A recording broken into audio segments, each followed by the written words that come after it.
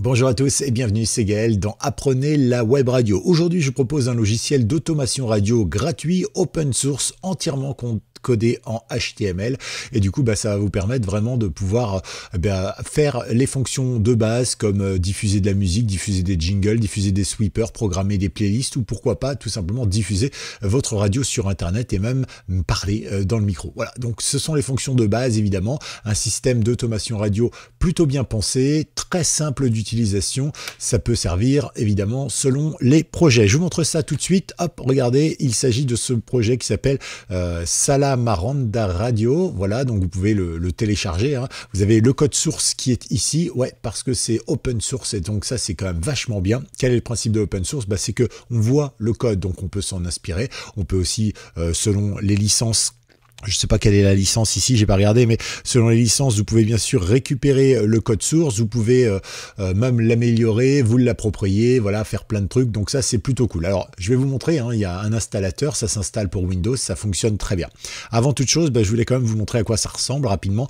Voilà, bon, ça paye pas de mine en termes de décor, mais finalement c'est pas tellement loin, par exemple, de logiciels comme Radio Boss, hein. C'est exactement la même chose. On peut programmer des événements, donc ça c'est bien. On peut bien sûr préécouter d'autres événements, et pour ça il faudra deux cartes son, hein, comme régulièrement évidemment, avoir tous les logs et tout ça. Donc vous pouvez même faire une petite donation si vous en servez, alors pas forcément grand chose, hein, 1 euro, 10 euros, 20 euros, 50 euros, 100 euros pour aider au développement, voilà, donc c'est plutôt bien. Alors pour l'instant il n'y a pas le français, mais bon, comme c'est open source évidemment, vous pouvez aller dans les langues et puis demander à ChatGPT de tout vous traduire, comme ça vous faites un dossier et comme ça c'est réglé en quelques instants.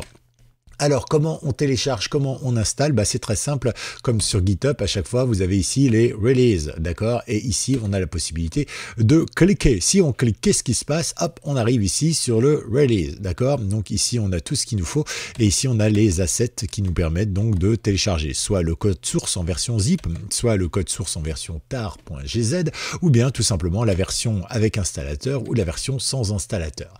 Nous, on va prendre la version avec installateur, donc un simple clic dessus, voilà, et la petite fenêtre qui s'ouvre, et ici on peut donc après enregistrer. Vous voyez, c'est super léger, ça se fait en quelques instants, d'ailleurs ça fait 46 MO. Ok, ensuite vous dézippez, vous faites suivant, suivant, suivant pour l'installation, et vous obtenez ce logiciel. Voilà, donc le logiciel, il est tout à fait fonctionnel. Regardez, hop, par exemple, je clique là et je lis là, et voilà la musique qui démarre. On va pas mettre trop longtemps, sinon je vais payer des droits sur YouTube, et ce serait dommage. Mais voilà, dans le principe, vous avez compris quand même que ici, vous avez l'heure, la date, vous avez si c'est en train de jouer ou pas, vous avez le titre avec la possibilité de vous déplacer dans le titre. Alors ça, en radio, j'ai jamais vraiment compris pourquoi est-ce qu'il y avait ce genre de choses, hein. C'est pareil sur Radio Boss ou sur d'autres. Alors c'est vrai qu'en France, on se déplace pas dans les titres pendant qu'ils sont en lecture. Mais bon, voilà, vous avez le réglage du niveau ici, un petit panneau de lecture ici avec la prochaine liste track qui va être lue, tout simplement. Donc ici, le play, le stop, le pause, bien sûr, la track suivante. Ici, c'est pour l'arrêt après la piste qui est en train d'être lue. Et puis ici, vous pouvez gérer le tollback, hein. Voilà, donc, enfin, voilà, vous réglez les différentes choses, je vous laisserai regarder évidemment. Ici, vous avez votre petit historique. Ici, vous pouvez créer soit des cartes wall, c'est-à-dire des cartoucheurs, hein, pour mettre vos jingles, vos petits sons préférés pour les infos et tout ça. Un petit explorateur pour chercher dans vos fichiers. Et puis ici, les événements, hein, vous pouvez les créer comme vous voulez. Voilà, c'est plutôt cool. Vous voyez, c'est super simple. Ça se fait de manière, je vais dire, presque intuitive. Voilà, c'est clair. Et le fait qu'ils soient en anglais, finalement, c'est pas très dérangeant. Voilà. Et puis comme d'habitude, hein, vous pouvez le faire traduire par votre IA préférée, ou bien on pourrait le faire ensemble si un jour ça vous intéresse. Voilà donc un petit peu ce que je voulais vous présenter. Vous avez différentes possibilités comme des players auxiliaires, gérer les sweeps pour l'édition des sweepers.